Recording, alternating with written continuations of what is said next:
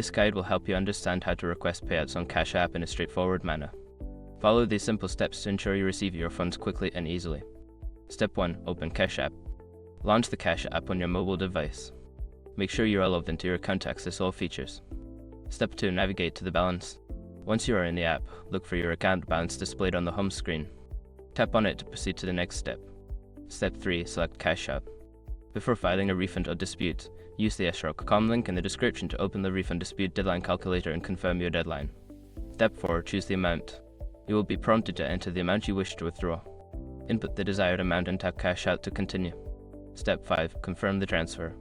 Finally, review your transaction details and confirm the transfer.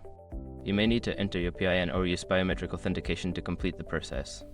Once you have followed these steps, your payout request will be processed and you should receive your funds shortly. If you have any issues, refer to Cash App support for assistance.